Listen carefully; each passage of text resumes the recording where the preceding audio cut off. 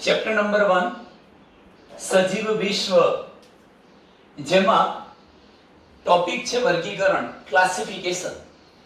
આજે મિત્રો આપણે વર્ગીકરણ શું છે, વર્ગીકરણ શા માટે કરવું પડે છે અને કેવી રીતે થઈ શકે છે, આટલી બાબતોની ચર્ચા કરીએ છીએ. સર્વપ્રથમ તો વર્ગીકરણ શું છે એને સમજવા આપણે વ્યાખ્યા લખીશું. જેમ કે હું અહીં એક શબ્દ લખું છું કે આ દુનિયામાં અસ્તિત્વ ધરાવતા સજીવોને તેમના લક્ષણોમાં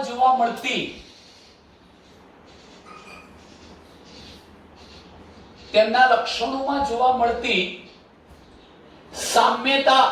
સામ્યતાનો મતલબ થાય છે મિત્રો સરખાપણું, સરખા લક્ષણો. સામ્યતા અને ભિન્નતા એટલે જુદાપણું, જુદા લક્ષણો. સામ્યતા અને ભિન્નતાને આધારે નાના મોટા શબ્દ કયા અનુસંધાનમાં છે? ઓછા સજીવોને સમાવે એ નાનું જૂથ, અને વધુ જાતિઓના સજીવોને સમાવે એને મોટું જૂથ કહીશું. તો નાના મોટા જૂથમાં સમાવવાની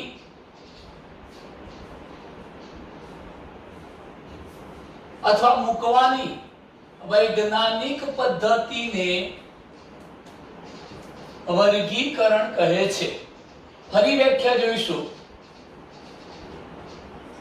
કે સજીવોને તેમના લક્ષણોમાં જોવા મળતી સમાનતાઓ અને ભિન્નતાના આધારે નાના મોટા જૂથમાં વહેંચી નાખવાની વૈજ્ઞાનિક પદ્ધતિને શું કહેવાય છે? વર્ગીકરણ. નાના મોટા જૂથમાં સમાવવાની, વહેંચી નાખવાની કે મૂકવાની વૈજ્ઞાનિક પદ્ધતિને આપણે શું કહીએ છીએ? વર્ગીકરણ તરીકે ઓળખાવીશું. હવે આ બાબતને સમજવી છે તો અહીં જરા એક બીજા શબ્દનો પણ હું ઉપયોગ કરું છું. સજીવોની અર્થકારક. સજીવોની અર્થકારક. 2 મિનિટ મિત્રો.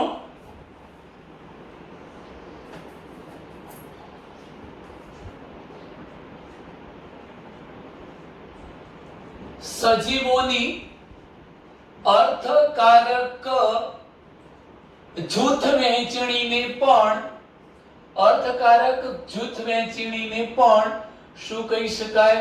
વર્ગીકરણ. આનો અર્થ આપણે સમજીએ છીએ.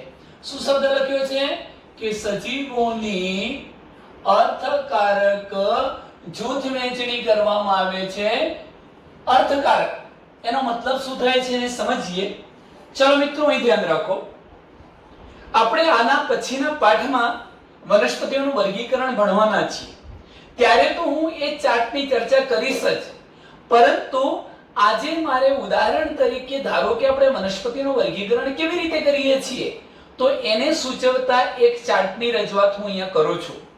એવો જ ચાર્ટ આપણે પ્રાણીઓના અનુસંધાનમાં પણ આપી શકીએ, પરંતુ હાલ પૂરતી આપણે જરૂરિયાત ન હોવાથી બે પૈકી ગમે તે એક ચાર્ટને લઈને આપણે વર્ગીકરણને સમજીએ છીએ. તો મિત્રો અહીં ધ્યાન રાખો, હું સાઈડમાં કેટલાક શબ્દો લખું છું. જેમ કે મેં પહેલો શબ્દ લખ્યો છે સૃષ્ટિ, અને સૃષ્ટિમાં હું લખું છું વનસ્પતિ. હવે તમે જોઈ શકો છો કે મેં આજે સૃષ્ટિ લખ્યું છે, એક મોટામાં મોટું જૂથ છે, અને એ જૂથની અંદર હું કોને સમાવી દઉં છું? બધી વનસ્પતિઓને મૂકું છું. જો હું સૃષ્ટિના ભાગ પાડીશ તો સૃષ્ટિના જે પેટા ભાગો પડે છે મિત્રો, એને આપણે જે દરજ્જો કે કેટેગરી આપીએ છીએ એ ઉપસૃષ્ટિ છે. એટલે હવે હું જે જૂથ પાડું છું એ બંને જૂથને કહેવાય ઉપસૃષ્ટિ. તો ઉપસૃષ્ટિ એક અપુષ્પી લખું છું, અપુષ્પી, અને બીજો શબ્દ હું લખું છું સપુષ્પી. ચલો, આમ વનસ્પતિ સૃષ્ટિની બે ઉપસૃષ્ટિઓ થઈ, અપુષ્પી અને સપુષ્પી. હવે તમે જુઓ, આ અપુષ્પી જે ઉપસૃષ્ટિ હતી એને હું મુખ્યત્વે 3 વિભાગોમાં વહેંચું છું. જો આ વિભાગ પણ એક જૂથ પાડ્યું. કેટલા વિભાગો પડ્યા છે અપુષ્પીઓના? 3. કયા કયા? એકાંગી, દ્વિઅંગી અને ત્રિઅંગી. થેલોફાઇટ, બ્રાયોફાઇટ અને ટેરિડોફાઇટ, આવા 3 વિભાગ પડે છે મિત્રો. હજુ પણ આગળ તમે એકાંગીના આપણી બુકમાં સમુદાય લખ્યા છે મિત્રો. હકીકતમાં સમુદાયની જગ્યાએ આપણે ઉપવિભાગ લખી શકીએ. તો નવું જૂથ પાડ્યું. કયું? ઉપવિભાગ. ઉપવિભાગ. ઉપવિભાગમાં હું શબ્દ લખું છું. જોજો, એકાંગીની અંદર મારે ઉપવિભાગો પાડવા છે તો હું સાઇઝોફાઇટા લખી શકું. સાઇઝોફાઇટા, લીલ, ફૂગ, લાઇકેન, આવા શબ્દો લખું છું. હવે એક ઉદાહરણ પણ આપણે આપતા જઈએ છીએ કે જો આપણે સાઇઝોફાઇટા, લીલ, ફૂગ અને લાઇકેનની વાત કરતા હોઈએ તો એક ઉદાહરણ તરીકે સાઇઝોફાઇટામાં ધારો કે આપણે કોને મૂકીએ છીએ? બેક્ટેરિયાને. એટલે હું અહીંયા શબ્દ લખું છું સાઇઝોફાઇટામાં આપણે વિવિધ પ્રકારના બેક્ટેરિયાને સમાવીએ છીએ. ધારો કે લીલનું એક ઉદાહરણ આપું છું, સ્પાયરોગાયરા. સ્પાયરોગાયરા નામની લીલ. ચાલો ફૂગનું ઉદાહરણ આપું છું, ઈસ્ટ છે, મ્યુકર છે, આવી ફૂગ આપી શકાય. લાઇકેનમાં પાર્મેલિયા જેવા શબ્દો આપણે લઈશું, દગડફૂલ વગેરે. એવી રીતે મિત્રો દ્વિઅંગીનું આગળ વર્ગીકરણ નથી કરતા. દ્વિઅંગીમાં સીધું ઉદાહરણ આપી દઈએ. રિક્ષિયા, મોસ, શેવાળ વગેરે લઈ શકો તમે. માર્કેન્શિયા પણ લઈ શકાય. ચાલો ત્રિઅંગીમાં નેફ્રોલેપિસ એટલે હંસરાજ, માર્શેલિયા, ત્યાં માર્કેન્શિયા, અહીંયા માર્શેલિયા જેવા મેં ઉદાહરણો આપ્યા છે. આ વાત થઈ અપુષ્પીની. હવે હું વાત કરું છું સપુષ્પીની. સપુષ્પી વનસ્પતિનું આગળ જો વર્ગીકરણ કરવામાં આવે છે તો આપણે એના પણ 2 વિભાગ પાડીએ છીએ. આ 2 વિભાગ કયા? એક છે અનાવૃત બીજધારી વનસ્પતિઓ અથવા નગ્ન બીજધારી વનસ્પતિ અને બીજી છે આવૃત બીજધારી વનસ્પતિ. હવે મિત્રો તમે જુઓ છો અનાવૃતનું આગળ વર્ગીકરણ નથી કરતા. આપણે ઉદાહરણો આપી શકીએ.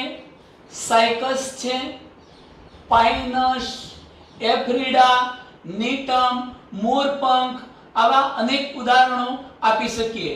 નીટમ, મોરપંખ, બરોબર. ચલો આવૃત બીજધારી વનસ્પતિનું હજુ આગળ આપણે વર્ગીકરણ કરીએ છીએ અને વર્ગો પાડીશું. વર્ગ કયા? તો આપણે દ્વિદળી વર્ગ લખીશું અને અંતે એક દળી વર્ગ લખીશું. દ્વિદળીમાં ઉદાહરણ તમે જાણો છો, આપણે સૂર્યમુખી જેવું ઉદાહરણ આપી શકીએ અને એક દળીની અંદર મકાઈ જેવી વનસ્પતિના ઉદાહરણ આપી શકાય. હજુ પણ મિત્રો તમને કહું કે આ વર્ગીકરણ આટલે અટકી જતું નથી.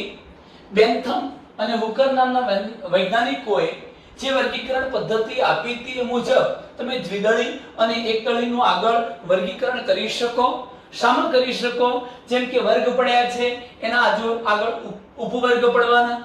પછી માની લો કે ગોત્ર હોય, કુળ હોય, શ્રેણી હોય, પ્રજાતિ હોય, જાતિ હોય અને એ રીતે જે તે સજીવને સમાવવામાં આવતો હોય એ લખેલું હોય. હજુ પણ આગળ વર્ગીકરણ થઈ શકે. પણ એક લાક્ષણિક નમૂના તરીકે આ ચાર્ટ આપવા પાછળનું રીઝન એ છે કે આના આધારે આપણે ટેક્સોનોમીમાં ક્લાસિફિકેશન એટલે કે વર્ગીકરણ શું છે એ ઘટનાનો અભ્યાસ કરી શકીએ. ચલો મિત્રો હું કેટલાક લક્ષણો લખું છું, ધ્યાનથી સમજજો. ધારો કે મેં સૃષ્ટિ વનસ્પતિ, તો સૃષ્ટિ વનસ્પતિ મૂકી છે તો વનસ્પતિઓમાં કેટલાક લક્ષણોની નોંધ હું કરું છું. જેમ કે તેઓ સ્વયંપોષી છે, પોતાનો ખોરાક જાતે બનાવી શકે છે. સ્વયંપોષી, આપમેળે પોતાનો ખોરાક જાતે બનાવી શકે છે. બીજા નંબરનું એક લક્ષણ લઈએ તો તેઓની અંદર ક્લોરોફિલની હાજરી જોવા મળે છે. ધારો કે મેં આવું લખ્યું કે ક્લોરોફિલની હાજરી ધરાવે છે. સ્વયંપોષી છે. આમ તો મુખ્ય એકાદ લક્ષણ લઈએ કે પોષણના સંદર્ભમાં એ સ્વયંપોષી છે, પોતાનો ખોરાક જાતે બનાવે છે. ચલો આના આધારે આવા લક્ષણો ધરાવતા સજીવોના જૂથને મેં સામા મૂકી દીધા છે સૃષ્ટિ વનસ્પતિમાં. હવે બે ઉપસૃષ્ટિઓ પડી છે, અપુષ્પી અને સપુષ્પી. અપુષ્પીનો મતલબ એ થાય કે જે વનસ્પતિ પોતાના જીવનકાળ દરમિયાન પુષ્પ ઉત્પન્ન નથી કરી શકતી તે અપુષ્પી, અને જીવનકાળ દરમિયાન જે વનસ્પતિ પુષ્પ સર્જન કરી શકે છે તે સપુષ્પી. ત્યાર પછી તમે જુઓ એકાંગીનો મતલબ કે આ વનસ્પતિનો દેહ શુકાય સ્વરૂપનો, થેલસ સ્વરૂપનો, એટલે કે મૂળ પ્રકાંડ પર્ણોમાં વહેંચાયેલો ન હોય. અહીંયા મૂળ પ્રકાંડ પર્ણ 3 અંગો ના હોય પણ કોઈ 2 અંગો જેવી દેખાતી રચના જોવા મળે. કોઈ પણ 2 અંગો, જેમ કે મૂળ તો હોતા નથી પણ મૂળની જગ્યાએ મૂલાંગો, એટલે એ પણ મૂળ જેવા દેખાય અને તમને બીજી રચના ધારો કે પર્ણો જેવી દેખાતી હોય, હકીકતમાં પર્ણ ન હોય પણ 2 અંગો જેવી દેખાતી રચના, એને આપણે દ્વિઅંગી કહીશું. અને જે વનસ્પતિમાં મૂળ, પ્રકાંડ અને પર્ણ એમ 3 અંગો આવેલા છે તેને ત્રિઅંગી કહેવાય. આગળ આપણે વર્ગીકરણ કર્યું એકાંગીનું, સાઇઝોફાઇટા, લીલ, ફૂગ, લાઇકેન. હવે અહીં જુઓ તમે કે સપુષ્પી એટલે જીવનકાળ દરમિયાન પુષ્પ ઉત્પન્ન કરતી વનસ્પતિને સપુષ્પી વનસ્પતિ કહેવાય. એમાં અનાવૃત, અનાવૃતનો મતલબ એ થયો કે બીજ નગ્ન હોય. બીજ નગ્ન હોયનો મતલબ એવો થયો કે આ વનસ્પતિમાં બીજાવરણની ફરતે ફલાવરણ ન હોય, ફળ ન હોય. ટૂંકમાં ફળ ન હોય, બીજ તો બને પણ બીજની ફરતે બીજાવરણ હોય, ફલાવરણ હોતું નથી, એટલે એને આપણે અનાવૃત બીજધારી વનસ્પતિ કહીશું. અને અહીંયા બીજની ફરતે બીજાવરણ ઉપરાંત ફલાવરણ પણ હોય તો તે કઈ કહેવાય? આવૃત બીજધારી વનસ્પતિ કહેવાય. એવી રીતે આગળ આવૃત બીજધારીનું વર્ગીકરણ કર્યું છે દ્વિદળી અને એકદળી.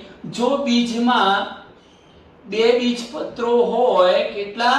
2 બીજપત્રો હોય તો દ્વિદળી, અને બીજમાં એક જ બીજપત્ર હોય તો તેને શું કહેવાય? એકદળી. ચાલો મિત્રો, હવે બરોબર ધ્યાનથી તમે આ ઘટનાને સમજજો. શું લખ્યું છે આપણે કે વર્ગીકરણ એટલે શું?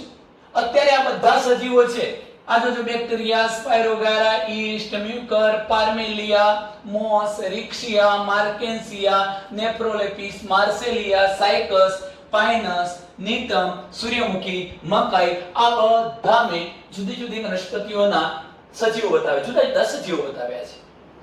આ એવું જ આપણે પ્રાણીઓમાં પણ કરી શકીએ, પણ આ શું લીધું કે આ બધા સજીવોને એમના લક્ષણોમાં જોવા મળતી સામ્યતા એટલે સરખા લક્ષણો અને ભિન્નતા એટલે જુદા પડતા લક્ષણોના આધારે આપણે નાના મોટા જૂથમાં એમને મૂકી દઈએ છીએ. આ વૈજ્ઞાનિક પદ્ધતિને શું કહેવાય? વર્ગીકરણ.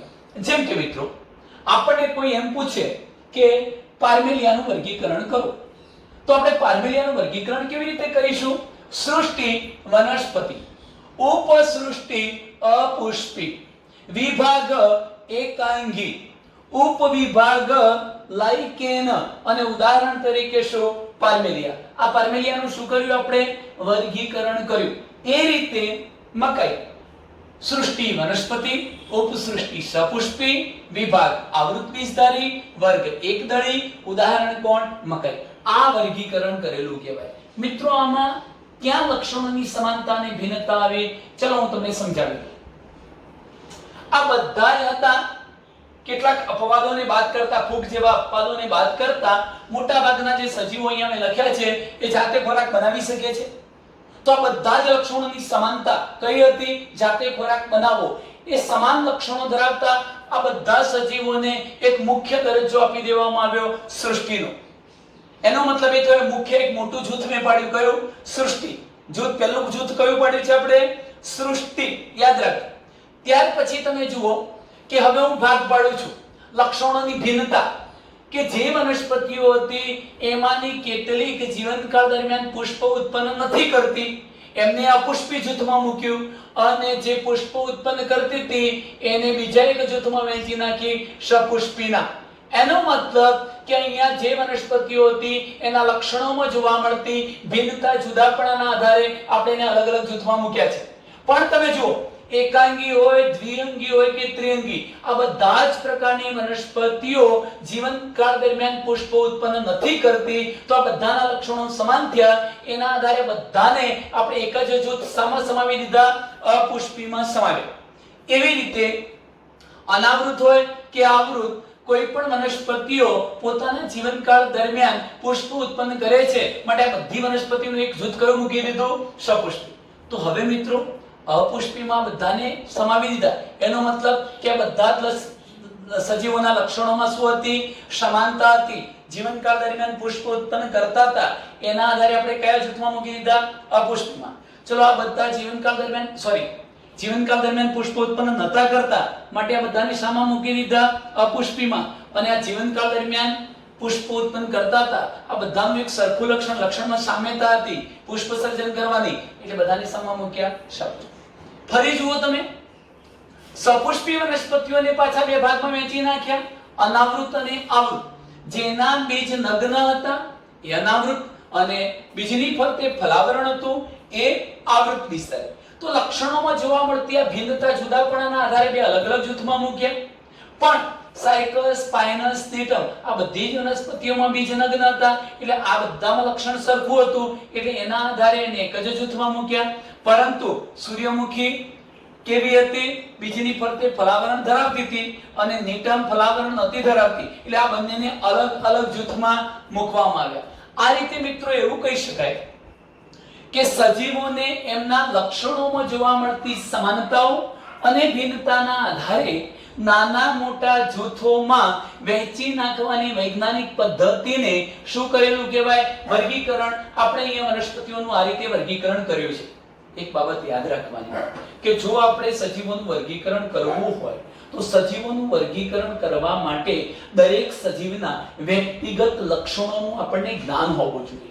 તો જ તો આપણે એ સજીવોના લક્ષણોમાં જોવા મળતી સમાનતાઓ કઈ છે એ જોઈ શકશું, અને એ સજીવોના કયા લક્ષણો ભિન્ન છે એને તારવી શકીશું, અને એ લક્ષણોની સમાનતા અને ભિન્નતાના આધારે આપણે નાના મોટા આ જુઓ, આ બધા નાના જૂથ કહેવાય, ધીરે ધીરે આ મોટા જૂથ કહેવાય. તો નાના મોટા જૂથોમાં એને વહેંચી શકીએ.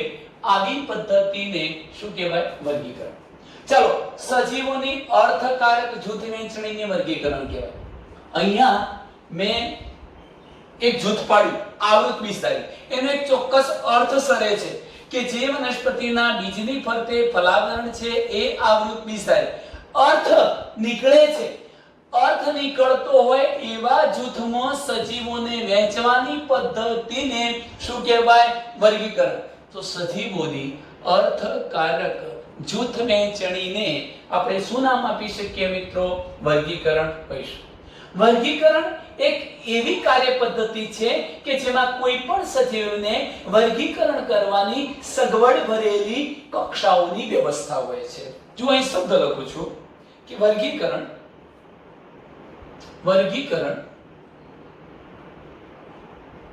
એ એક એવી કાર્ય પદ્ધતિ છે કે જેમાં દરેક સજીવને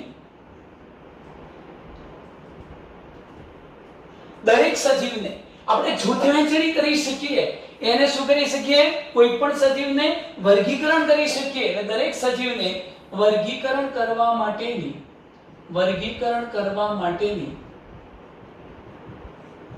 સગવડ ભરેલી વ્યવસ્થા જોવા મળે છે. આવી સગવડ ભરેલી જે વ્યવસ્થા જોવા મળે એને આપણે કક્ષા કહીશું. ટેક્સા અથવા કક્ષા તરીકે ઓળખાવીશું. તો ફરી શબ્દ સાંભળજો કે વર્ગીકરણ એક એવી કાર્ય પદ્ધતિ છે કે જેમાં કોઈ પણ સજીવને વર્ગીકરણ કરવાની સગવડ ભરેલી કક્ષાઓની વ્યવસ્થા હોય, તેમજ કેટલાક સરળતાથી નિરીક્ષણ કરી શકાય તેવા લક્ષણો પર આધારિત પદ્ધતિ હોય, તેમજ કેટલાક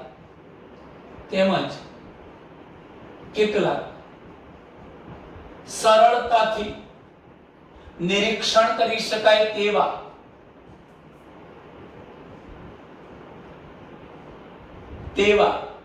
લક્ષણો પર આધારિત હોય. આ બે શબ્દોને સમજી લઈએ, પછી ઉદાહરણથી જોઈશું આ ઘટનાને. ચાલો, શું શબ્દ લખ્યો છે કે વર્ગીકરણ એક એવી કાર્ય પદ્ધતિ છે જેમાં દરેક સજીવને વર્ગીકરણ કરવા માટેની સગવડ ભરેલી વ્યવસ્થા જોવા મળે, કક્ષા કહેવાય. તેમજ કેટલાક સરળતાથી નિરીક્ષણ કરી શકાય તેવા લક્ષણો પર આધારિત આ પદ્ધતિ છે. ચાલો મિત્રો, અહીં જુઓ. વર્ગીકરણ એવી કાર્ય પદ્ધતિ છે જેમાં તમે દરેક સજીવનું વર્ગીકરણ કરી શકો એ માટે સગવડ ભરેલી કોઈક વ્યવસ્થા આપેલી છે. કઈ વ્યવસ્થા? મારે વનસ્પતિનું વર્ગીકરણ કરવું હતું તો એમના માટેની પહેલી વ્યવસ્થા મેં કઈ લખી? સૃષ્ટિ. ચાલો, એના ભાગો પાડવાતા જૂથ સપુષ્પી અપુષ્પી મેં એને સામા સમાવ્યા ઉપસૃષ્ટિમાં. તો આ પણ શું થયું? એક સગવડ ભરેલી વ્યવસ્થા, કક્ષા થઈ. માની લો કે હું આજુ અપુષ્પીના ભાગ પાડું છું 1 2 અને 3, એને શું કહ્યું? વિભાગ. તો વિભાગ પણ સગવડ ભરેલી વ્યવસ્થા એટલે કક્ષા થઈ. એવી રીતે આ અહીંયા અનાવૃત આવૃત એ પણ કક્ષા થઈ. દ્વિદળી એકદળી એ પણ કક્ષા થઈ. સાયઝોફાઇટા લીલ ફૂગ લાઇકેન એ પણ શું થયું? કક્ષા થઈ. મિત્રો, એમ કહી શકાય કે વર્ગીકરણ વ્યવસ્થાની અંદર દરેક સજીવનું વર્ગીકરણ કરી શકાય તે હેતુ માટે આપણને સગવડ રહે એવી વ્યવસ્થા કરવામાં આવેલી હોય છે. આ સગવડ ભરેલી જે વ્યવસ્થા છે, આપણે જે જૂથ પાડ્યા, કેટેગરી દરજ્જો આપ્યો, એને શું કહીશું? કક્ષા તરીકે ઓળખાવીશું. તો એકવાર ફરી હું કહી દઉં છું કે વર્ગીકરણ એક એવી કાર્ય પદ્ધતિ છે જેમાં કોઈ પણ સજીવને વર્ગીકરણ કરવાની સગવડ ભરેલી વ્યવસ્થા આવેલી હોય. એ સગવડ ભરેલી વ્યવસ્થાને આપણે શું નામ આપીએ છીએ? કક્ષા તરીકે ઓળખાવીશું. કેટલાક સરળતાથી નિરીક્ષણ કરી શકાય તેવા લક્ષણોના આધારે આ કક્ષાઓ પાડેલી હોય છે. ચાલો મિત્રો, ધારો કે સૃષ્ટિમાં સૃષ્ટિ પહેલી કક્ષા છે, એમાં મેં વનસ્પતિ જૂથને મૂક્યું એટલે વનસ્પતિઓ પણ એક કક્ષા થઈ. અપુષ્પી સપુષ્પી પણ કક્ષા થઈ. એકાંગી દ્વિઅંગી ત્રિઅંગી અનાવૃત આવૃત દ્વિદળી એકદળી આ બધી જ કક્ષા થઈ. ઇવન આ બેક્ટેરિયા સ્પાયરોગારા ઈસ્ટ મ્યુકર પાર્મેલિયા સૂર્યમુખી આ બધાને પણ કક્ષા કહી શકાય. તો હવે જરા ધ્યાન રાખજો, અહીંયા દરેકે દરેક કક્ષા સરળતાથી નિરીક્ષણ કરી શકાય તેવા લક્ષણો પર આધારિત છે. ચલો, વનસ્પતિ તરીકે ઓળખાતી જે કક્ષા કે જૂથ છે એનું સરળ લક્ષણ કયું? તો સ્વયંપુષ્પી હોવી જોઈએ. ચાલો, સપુષ્પી કક્ષાનું સરળ નિરીક્ષણ કરી શકાય એવું લક્ષણ કયું છે? પુષ્પસર્જન થવું જોઈએ. સરળતાથી નિરીક્ષણ કરી શકાય એવું લક્ષણ કયું છે? જીવનકાળ દરમિયાન પુષ્પ ઉત્પન્ન ન થાય. ચાલો, એકાંગીનું શું લક્ષણ હતું? એ સુકાય સ્વરૂપની હોય, મૂળ પ્રકાંડ પર્ણ ન ધરાવે. દ્વિદળીનું શું લક્ષણ હતું? બીજમાં બે બીજપત્ર હોય. આમ તમે એક વસ્તુ વિચારો કે વર્ગીકરણ એક એવી કાર્ય પદ્ધતિ છે જેમાં કોઈ પણ સજીવને વર્ગીકરણ કરવાની સગવડ ભરેલી કક્ષાઓની વ્યવસ્થા હોય છે. તેમજ કેટલાક સરળતાથી નિરીક્ષણ કરી શકાય તેવા લક્ષણો પર આધારિત આ પદ્ધતિ છે. જેમ કે મિત્રો, તમે જાણો છો કે વનસ્પતિઓ છે, પ્રાણીઓ છે, કૂતરાઓ છે, બિલાડી છે, અન્ય પ્રકારના કોઈ બીજા સજીવો છે, એ બધાને આપણે ઓળખી શકીએ છીએ. આવા જૂથ શબ્દનો પ્રયોગ કરતાની સાથે જ આપણે તે જૂથના ચોક્કસ લક્ષણો સાથે જોડાઈ જઈએ છીએ. હું કયા કયા શબ્દોનું પ્રયોજન કરું છું? અહીંયા હું વનસ્પતિઓનું જૂથ લઉં છું, પ્રાણીઓનું જૂથ લઉં છું, કૂતરાઓનું જૂથ લઈએ, બિલાડીનું જૂથ લઈએ. આવા જૂથ, ધારો કે હું અન્ય કોઈ જૂથ લઉં, આવા જૂથ શબ્દનો પ્રયોગ કરીએ એટલે શબ્દ આપણે વાપરીએ પ્રયોગ કરતાની સાથે જ આપણે બધા તે જૂથના લક્ષણો સાથે જોડાઈ જઈએ છીએ. કેવી રીતે? ચાલો, આપણને કોઈ એમ કે ભાઈ સસ્તન,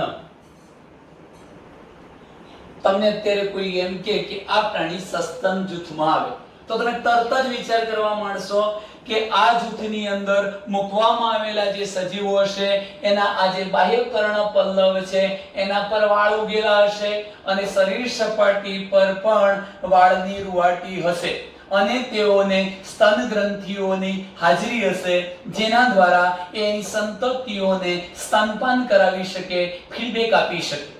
તો એવા લક્ષણો સાથે જોડાઈ જઈએ છીએ, એ જૂથના લક્ષણો વિશે આપણે વિચારતા થઈ જઈએ છીએ. તો અહીં ધ્યાન રાખો કે વનસ્પતિઓ, પ્રાણીઓ, કૂતરા, બિલાડી એવા જૂથ શબ્દનો જેવો આપણે પ્રયોગ કરીએ, બોલીએ આવા શબ્દો કે તરત જ એ જૂથના લક્ષણો વિશે આપણે વિચારતા થઈ જઈએ છીએ. જેમ કે સસ્તન વિશે વિચારીએ છીએ તો આપણે કેવા લક્ષણોનો મગજમાં ખ્યાલ કરીશું કે બાહ્ય, કર્ણ, પલ્લવ અને શરીર, સપાટી પર વાળનું ઉગી નીકળવું, આ ઉપરાંત સ્તન ગ્રંથિઓની હાજરી હશે. આપણા મનની અંદર આવા લક્ષણો દેખાય છે એટલે કે આપણે એ જૂથના લક્ષણો સાથે જોડાઈ જઈએ છીએ એમ કહેવાય. ચલો મિત્રો, તમે એક બાબત બીજી વિચારો કે કોઈ તમને આવીને એમ કે ભાઈ ઘઉં વનસ્પતિ આવી છે. તમે જો ઘઉં વિશે વાત કરતા હોય ત્યારે તમારા મનની અંદર અથવા મગજ પર માત્ર ઘઉંની છબી કે છાપ પ્રદર્શિત થાય છે, નહીં કે ચોખાની. એનો મતલબ એ થયો કે તમે જો ઘઉં શબ્દ વિશે વિચારતા હોય તો ઘઉંનો દાણો કેવો હોય, એ વનસ્પતિ કેવી હોય, કેવા વિસ્તારમાં ઉગી નીકળે, એનો ઉપયોગ શું કરીએ છીએ, આવા લક્ષણો તરફ આપણે એવું બધું વિચારીએ છીએ, નહીં કે આપણે ચોખા વિશે વિચારતા. એટલે કહેવાનું હશે આપણે જ્યારે કોઈ પણ જૂથ વિશે વિચારીએ છીએ તો એ જૂથના લક્ષણો સાથે આપણે જોડાઈ જઈએ છીએ, એ જૂથના લક્ષણોની જ આપણે ચર્ચા કરીએ છીએ, બીજી કોઈ ચર્ચા કરતા હોતા નથી. આથી કૂતરાઓ કો, બિલાડીઓ કો આગળ લખી ચૂક્યા છે મિત્રો, સસ્તન કો, આ બધા સસ્તન છે, ચોખા છે, ઘઉં છે, વનસ્પતિઓ છે, પ્રાણીઓ છે, આ બધા સજીવોના અભ્યાસ માટે આવી સુલભ કક્ષાઓ પાડવામાં આવી છે. જેમ કે વનસ્પતિ, સપુષ્પી, અપુષ્પી, એકાંગી, દ્વિઅંગી, ત્રિઅંગી, અનાવૃત, આવૃત, દ્વિદળી, એકદળી, લાઇકેન, ફૂગ, લીલ, સાઇઝોફાઇટ. હું મિત્રો આવી જ વાત જો પ્રાણીઓના અનુસંધાનમાં કરવા માંગુ તો આપણે પ્રોટિસ્ટા, સછિદ્રા, કોષ્ઠાંત્રી, પૃથુકૃમિ, સૂત્રકૃમિ, નોપુરક, સંધિપાદ, મૃદુકાય, શૂળચર્મી, મેરુદંડી આવા સમુદાયોમાં જુદા જુદા સજીવોને વહેંચીએ છીએ. હજુ પણ આગળ ભાગ પડતા હોય પૃષ્ઠવંશી, અપૃષ્ઠવંશી, મેરુદંડી, અમેરુદંડી, આદિમેરુદંડી. પછી આગળ તમારે જેમ જેમ વર્ગીકરણ કરતા જાવ, જેમ કે આપણી વાત કરું છું તો આપણે સસ્તન વર્ગમાં આવીએ છીએ, પક્ષીઓ કયા વર્ગમાં આવે છે, વિહગ વર્ગમાં આવે છે. એવી રીતે જો મિત્રો દેડકો તો ઉભયજીવમાં આવે, સાપ વગેરે જે છે, ગરુડી છે તો આપણે એને સરીસૃપમાં લઈએ છીએ. આ બધા શું પાડ્યા કક્ષાઓ. તો આપણે એમ કહી શકીએ કે વનસ્પતિઓ, પ્રાણીઓ, જો કે એમાં જ કૂતરાઓ બધું આવી જશે છતાં પણ આપણે લખીએ છીએ કૂતરા, બિલાડી,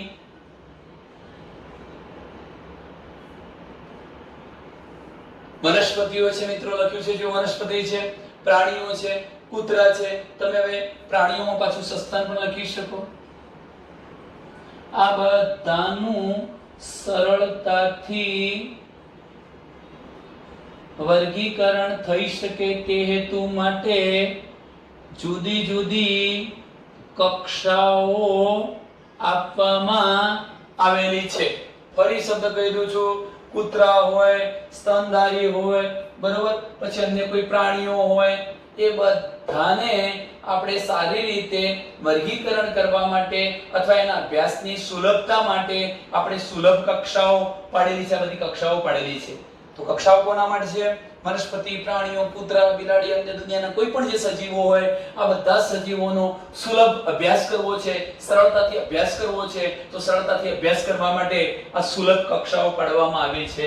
સુલભ, સરળ રહે એવી સુલભ કક્ષાઓ પાડવામાં આવેલી છે મિત્રો. ચલો ત્યાર પછીના લક્ષણોની વાત કરું છું. ત્યાર પછીની બાબતોની વાત કરીએ તો તમે જોઈ શકો છો મિત્રો, આ બધી જે કક્ષાઓ પાડી આપણે કે વનસ્પતિ છે, અપુષ્પી છે, સપુષ્પી છે. હા, એ પણ યાદ રાખજો. આ સૃષ્ટિ લખું છું, ઉપસૃષ્ટિ લખું છું, વિભાગ લખું છું, એ તો જૂથ છે જ. આ વનસ્પતિનું જૂથ હતું, એને જે દરજ્જો અપાયો કેટેગરી, એ સૃષ્ટિ. જેમ કે આ અપુષ્પીના જૂથને જે દરજ્જો અપાયો એ ઉપસૃષ્ટિ. દરેક જૂથને જે દરજ્જો અપાય છે એ તો કક્ષા છે જ, પણ આ જૂથ પણ શું કહેવાય? કક્ષા. અને કક્ષા માટે મિત્રો બીજો વૈજ્ઞાનિક શબ્દ છે વર્ગક, ટેક્સા. જોજો, કક્ષાઓ માટે આ કક્ષાઓને જો આપણે વૈજ્ઞાનિક શબ્દમાં કહેવું હોય, વૈજ્ઞાનિક ભાષામાં કહેવું હોય તો કક્ષાને આપણે શું નામ આપીએ છીએ? વર્ગક. તો મિત્રો આ બધા વર્ગક થાય. વનસ્પતિ વર્ગક થાય, અપુષ્પી, સપુષ્પી, આ બધા જ વર્ગક થાય. ઈવન જે ઉદાહરણો લખ્યા છે સૂર્યમુખી, મકાઈ, એ બધા પણ શું બને? વર્ગકો બને. હવે તમને પ્રશ્ન એમ થાય કે મેં અહીંયા લખ્યું કે વનસ્પતિ, પ્રાણીઓ, કૂતરા, બિલાડી, સસ્તન, આ બધું અલગ અલગ કેમ લખ્યું? કેમ વનસ્પતિ પ્રાણીઓ ના લખી નાખ્યું? મિત્રો તમે જો કૂતરા છે, બિલાડી છે તો એ સ્તનધારી છે એટલે સસ્તન જૂથમાં તો આવે જ. પણ બધા સસ્તન છે શું? પ્રાણીઓ, એટલે પ્રાણીઓના જૂથમાં તો આવે જ. માટે મેં અહીંયા હું વનસ્પતિ લઉં, પ્રાણીઓ લઉં, કૂતરા લઉં, બિલાડી લઉં, સસ્તન લઉં, સરીસૃપ લઉં, આ બધાને આપણે શું કહી શકીએ? વર્ગક તરીકે ઓળખાવી શકીએ. એ વિવિધ રીતે વર્ગક જ છે એમ કહી શકાય. મિત્રો આ જે વર્ગીકરણ છે એ વર્ગીકરણ પદ્ધતિના અભ્યાસને આપણે શું નામ આપીએ છીએ? વર્ગીકરણ પદ્ધતિના અભ્યાસને વર્ગીકરણ વિદ્યા તરીકે ઓળખવામાં આવે છે. વર્ગીકરણ પદ્ધતિના અભ્યાસને આપણે શું કહીશું? વર્ગીકરણ વિદ્યા. હવે જરા થોડાક અગત્યના શબ્દો તરફ આપણે આપણું ધ્યાન દોરીએ છીએ મિત્રો. હું અહીંયા આવા કેટલાક શબ્દો લખું છું, બરોબર ધ્યાનથી સમજજો. મેં અહીંયા જાતિ શબ્દ લખ્યો છે. જાતિ, જેમ કે માનવની જાતિ હોય, કૂતરાની જાતિ હોય, એ રીતે જાતિ. જાતિઓ પછી હું શબ્દ લખું છું પ્રજાતિ. એનો મતલબ એ થાય કે જુદી જુદી જાતિઓનો સમૂહ ભેગો થાય છે એટલે મિત્રો શું બને છે? પ્રજાતિ. પ્રજાતિઓ ભેગી થાય એટલે કુળ બને છે, ફેમિલી. કુળ ભેગા થઈ ગોત્ર બનાવે છે મિત્રો. કુળનો સમૂહ એને આપણે શું કહીએ છીએ? ગોત્ર. જુદા જુદા ગોત્રો ભેગા થશે એટલે વર્ગ બનશે. જુદા જુદા વર્ગ બનવાના. જો વનસ્પતિઓ હશે તો આપણે વિભાગ બન્યો એમ કહીશું, અને પ્રાણીઓ હશે તો જુદા જુદા વર્ગો ભેગા થઈ સમુદાય બનાવશે. આવા જુદા જુદા વિભાગો જે છે, સમુદાયો છે, આ બધા જ ભેગા થઈને અંતે સૃષ્ટિ બનાવે છે. આમ તમે જોઈ શકો છો કે સૌથી મોટામાં મોટો દરજ્જો, જૂથ કે કક્ષા, આ બધી કક્ષાઓ છે. સૃષ્ટિ એક કક્ષા, વિભાગ બીજી કક્ષા, વર્ગ ત્રીજી કક્ષા, ગોત્ર, કુળ, પ્રજાતિ, જાતિ, આ બધી વર્ગીકરણની કક્ષાઓ છે. વર્ગીકરણ કરવા માટેની આ કક્ષાઓ છે. જેમ કે આપણે લખ્યું હતું સૃષ્ટિ, ઉપસૃષ્ટિ, વિભાગ, ઉપવિભાગ, આ બધાને કક્ષાઓ કહી શકાય. કક્ષાઓ છે. તો અહીં જોજો, નાનામાં નાની કક્ષા કોણ છે? જાતિ. અને મોટામાં મોટી કક્ષા કોણ છે? સૃષ્ટિ. તમારે આ યાદ રાખવાનો છે ટૂંકો પ્રશ્ન કે આપણે સૃષ્ટિથી જાતિ તરફ જતા જઈએ એમ મિત્રો સામ્યતા એટલે સરખા લક્ષણો, સામ્યતામાં વધારો થાય અને જુદા પડતા લક્ષણો એટલે ભિન્નતામાં ઘટાડો થાય છે. જ્યારે તમે અહીંયાથી જાતિથી સૃષ્ટિ તરફ એટલે ઉપર તરફ જતા જાઓ તેમ તેમ ભિન્નતામાં વધારો થાય છે, જુદા પડતા લક્ષણો વધે છે, ભિન્નતા વધે છે, અને સામ્યતા એટલે સરખા લક્ષણોમાં ઘટાડો થાય છે. કેવી રીતે તમે જુઓ? સૃષ્ટિ સૌથી મોટું જૂથ છે જેમાં બધાને સમાવેલા છે. એના પરિણામે આ બધાના લક્ષણો એકબીજાથી થોડા થોડા જુદા પડતા હતા. એટલે જેમ જેમ આપણે આમાં સૃષ્ટિમાં અઢળક જાતિઓ હશે, ઘણી બધી જાતિઓ હશે, પરિણામે જાતિની સંખ્યા વધવાથી અહીં લક્ષણોની ભિન્નતા પણ વધવાની અને સરખા લક્ષણો ઘટતા જવાના. પણ એમાંથી તમે ધીરે ધીરે વિભાગ તરફ આવો તો અહીંયા જેટલા સરખા લક્ષણો હતા એના કરતા અહીં સરખા લક્ષણો વધુ હશે. અહીં જે સજીવોમાં સરખા લક્ષણો હતા એના કરતા વર્ગમાં વધુ સારા સરખા લક્ષણો. એમ કરતા કરતા જાતિ, ધારો કે મનુષ્ય જાતિ, એમાં માનવી જ હોય તો માનવીના બધા લક્ષણોમાં વધુ સરખાપણું હોય. પણ હું માનવીની સાથે કૂતરું લઉં, આ બંનેની ધારો અથવા માનવીની સાથે વાનર લો અને પ્રજાતિ બનાવી આપણે હોમો, હોમો પ્રજાતિ બનાવી તો વાનર અને માનવી બંનેના લક્ષણો થોડા થોડા જુદા પડતા હતા, એટલે જાતિથી પ્રજાતિમાં લક્ષણોની ભિન્નતા વધે, પ્રજાતિથી કુળમાં ભિન્નતા વધે, કુળથી ગોત્ર તરફ જઈએ આમ સૃષ્ટિ તરફ જતા જઈએ એમ ભિન્નતા વધે, સામ્યતા ઘટે, અને સૃષ્ટિથી જાતિ તરફ જઈએ તેમ તેમ ભિન્નતા ઘટે, સામ્યતા વધે છે એમ કહી શકાય. ચાલો મિત્રો, અહીં એક બીજા ટૂંકા પ્રશ્નની પણ ચર્ચા આપણે કરી લેવી છે કે સજીવોની કોષ રચનાની સાથે સાથે જો આપણે વર્ગીકરણ કરવું છે તો આપણે સજીવોની કોષ રચના વિશેના લક્ષણોનું જ્ઞાન હોવું જ જોઈએ.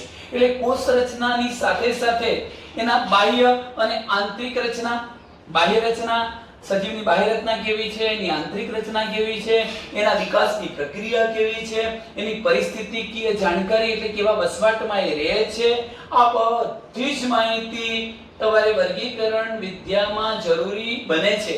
અથવા સજીવનું વર્ગીકરણ કરવામાં કઈ બાબત, તો સજીવના કોષીય લક્ષણોનો અભ્યાસ તમને ખ્યાલ હોવો જોઈએ, કોષીય લક્ષણોનો, સજીવના બાહ્ય લક્ષણો, આંતરિક લક્ષણો. હું અહીંયા લખું છું, સજીવની કોષીય રચનાનો ખ્યાલ હોવો જોઈએ,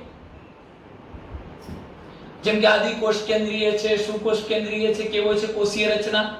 પછી તમે કોષીય રચના પછી એના બાહ્ય સ્વરૂપની વાત કરો, એની આંતરિક રચનાની વાત કરો.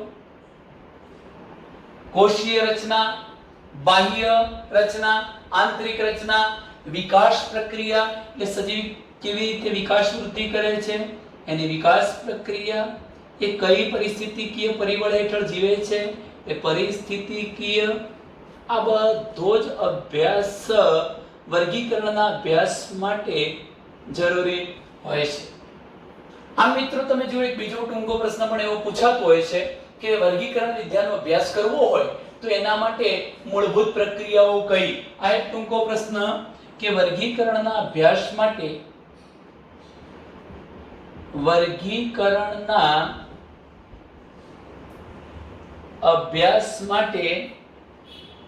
મૂળભૂત પ્રક્રિયાઓ કઈ છે, જરા ધ્યાન રાખજો. વર્ગીકરણનો અભ્યાસ કરવો છે અને એના માટેની મૂળભૂત પ્રક્રિયાઓ 4 છે મિત્રો. પહેલી પ્રક્રિયા છે લક્ષણીકરણ, બીજી છે ઓળખ વિધિ આઈડેન્ટિફિકેશન, ત્રીજી છે વર્ગીકરણ ક્લાસિફિકેશન, અને ચોથું છે નામકરણ નોમેનકલ્ચર. ચલો પહેલું કયું છે લક્ષણીકરણ. એટલે જો તમારે વર્ગીકરણનો અભ્યાસ કરવો છે, લક્ષણીકરણ એટલે દરેક સજીવના પાયાના લક્ષણોનો તમને જ્ઞાન હોવું જોઈએ. બીજા નંબરનો મુદ્દો મેં લીધો અહીંયા ઓળખ વિધિ, ઓળખ વિધિ આઈડેન્ટિફિકેશન. બીજું જ્ઞાન તમને દરેક સજીવની તમે ઓળખ વિધિ ઓળખી શકો એ બાબત હોવી જોઈએ, એ લક્ષણોના આધારે ઓળખી શકાય, ઓળખ વિધિ. ત્રીજું આપણે લખ્યું છે વર્ગીકરણ કરવું છે, આ રીતેનું વર્ગીકરણ કરી દેવું. અને ચોથી બાબત નોમેનકલ્ચર એટલે નામકરણ, અને નામ આપી દેવું. આટલી બાબતો જરૂરી બને છે. જો વર્ગીકરણના અભ્યાસ માટેની મૂળભૂત પ્રક્રિયાઓ કઈ છે, લક્ષણીકરણ એટલે લક્ષણોનો અભ્યાસ કરી લેવો, સજીવની ઓળખ વિધિ કરી શકવું, એનું વર્ગીકરણ કરી શકવું, અને નામકરણ કરી શકતા હોઈએ તો આપણે સરળતાથી વર્ગીકરણનો અભ્યાસ કરી શકીએ છીએ. બીજો એક મુદ્દો તમને કહી દઉં કે આપણને પ્રશ્ન એમ થશે શું વર્ગીકરણ એક આધુનિક પદ્ધતિ છે, અત્યારે વર્ગીકરણ કરવામાં આવતું હતું કે પહેલાના જમાનામાં પણ વર્ગીકરણ થતું હતું? તો મિત્રો વર્ગીકરણ કંઈ નવું નથી, આજનું નથી. આપણા પૂર્વજો ઋષિ મુનિઓ હજારો વર્ષ પહેલા પણ વર્ગીકરણ કરતા. અને આમે તમે જાણો છો કે ખાસ કરીને સજીવો એટલે માનવી પોતાના ઉપયોગ માટે હંમેશા વિવિધ પ્રકારના સજીવોનો ઉપયોગ કરતો હતો, પોતાના લાભ માટે વિવિધ પ્રકારના સજીવોનો ઉપયોગ કરતો હતો. અને એ સજીવો કેવા છે, એના લક્ષણો કેવા છે, આપણે શું ફાયદો આપે, શું નુકસાન કરે, એ બધું જાણવામાં એને રસ હતો. અને માટે જ તો હું એમ કહી શકું કે શરૂઆતના દિવસોમાં જે વર્ગીકરણ કરવામાં આવતું હતું એ માનવીની પાયાની જરૂરિયાતોને આધારે કરવામાં આવતું હતું. હવે માનવીની પાયાની જરૂરિયાતો કઈ, જેમ કે હું મિત્રો એમ લખું કે માનવીની પાયાની જરૂરિયાતમાં એક તો ખોરાક, પહેરવા ઓઢવા એટલે વસ્ત્રો, અને આશ્રય એટલે રહેઠાણ સ્થાન. સજીવ ક્યાં રહે છે, એ શું પહેરે ઓઢે છે, ખોરાક ક્યાંથી મેળવે છે, કેવો ખોરાક ઉપયોગ કરે છે, એના આધારે શરૂઆતનું વર્ગીકરણ થતું હતું. જેમ કે મિત્રો સાદી ભાષામાં કહું કે આપણે એમ કહીએ કે આ શાકાહારી છે, આ માંસાહારી છે, તો એને કેવા પ્રકારનો ખોરાક લીધો એના આધારે. આદિમાનવ કપડા વગેરે નહોતા પહેરતા, આપણે આદિમાનવ કહેતા હતા. અત્યારે આપણે આધુનિક માનવ કહીએ છીએ. પહેરવા ઓળવાની બાબતે પણ કહી શકાય. આ રીતે આશ્રય, તમે ધારો કે પક્ષીઓને સામાન્ય ખેચર કહો છો, કેટલાક સજીવો પાણીની અંદર રહે છે, પાણીમાં રહે છે, જળચર કહો છો, જમીન પર રહેતા હોય સ્થળચર કહો છો. આનું જે વર્ગીકરણ થતું હતું એ સજીવોની પાયાની જરૂરિયાતો, ખોરાક, પહેરવા ઓળવા અને આશ્રયના આધારે સજીવોના શરૂઆતનું વર્ગીકરણ થતું હતું. શરૂઆતના દિવસોમાં સજીવનું જે વર્ગીકરણ છે એ સજીવનું વર્ગીકરણ આ બાબતોના આધારે કરવામાં આવતું હતું. હજુ એક બીજા શબ્દની ચર્ચા કરી લઈએ. તમે શબ્દ સાંભળ્યો છે પદ્ધતિસરનું જ્ઞાન. પદ્ધતિસર એટલે સિસ્ટમેટિક પદ્ધતિસરનું જ્ઞાન. એનો મતલબ શું થાય છે ને આ શબ્દ ક્યાંથી આવે મિત્રો? તો પદ્ધતિસરનું વિજ્ઞાન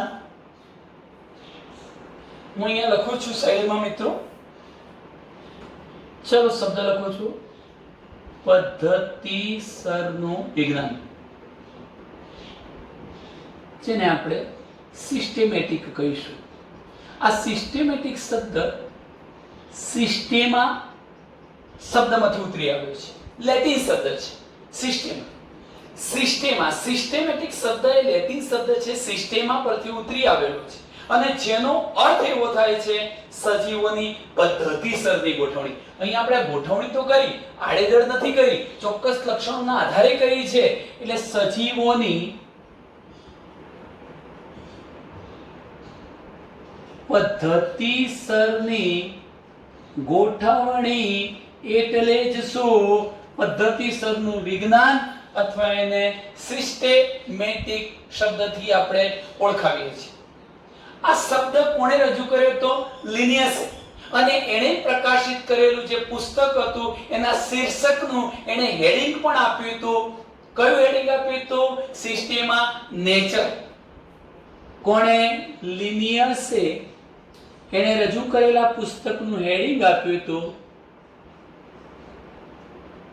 સિસ્ટેમા નેચર. એવું હેડિંગ આપ્યું હતું. પદ્ધતિસરના વિજ્ઞાનનો વ્યાપ વધતો ગયો અને એની અંદર આપણે ઓળખ વિધિ કરતા થયા, નામકરણ કરતા ગયા, વર્ગીકરણ કરતા ગયા. તેમ નવી વર્ગીકરણ પદ્ધતિઓનો પણ મિત્રો વિકાસ થતો ગયો. પદ્ધતિસરનું વિજ્ઞાન એ સજીવો વચ્ચેના ઉદ્વિકાસીય સંબંધના અહેવાલને પણ સૂચવે છે. આનો મતલબ કે જે નવી વર્ગીકરણ પદ્ધતિઓ છે, પદ્ધતિસરનું જે વર્ગીકરણ છે એની અંદર આપણે સજીવોનો વિકાસ કેવી રીતે થયો, એક જાતિમાંથી નવી જાતિ કેવી રીતે બની, લક્ષણોનું વૈવિધ્ય કેવી રીતે વધ્યું, એનો પણ આપણે ઉલ્લેખ સમજી શકીએ છીએ. તો મિત્રો આટલે સુધીની ચર્ચા આપણે વર્ગીકરણના અનુસંધાનમાં કરી છે. આ મહત્વની બાબતો છે. એમાં ઘણા બધા શબ્દો જેમ કે કક્ષા છે, પછી આ વૈજ્ઞાનિકનો ફાળો છે, આ સિસ્ટેમા નેચર શબ્દ છે, સિસ્ટેમેટિક છે, બરોબર. આ મુખ્ય 3 જે 4 પ્રક્રિયાઓ હતી, લક્ષણીકરણ, ઓળખ વિધિ, વર્ગીકરણ, નામકરણ, પછી આ વ્યાખ્યા છે. આ બધા જ શબ્દો આપણા માટે ખૂબ મહત્વના છે. આટલે આપણે અટકીએ છીએ. નેક્સ્ટ વિડિયો લેક્ચરમાં આગળની બાબતને સમજીશું. અસ્તુ.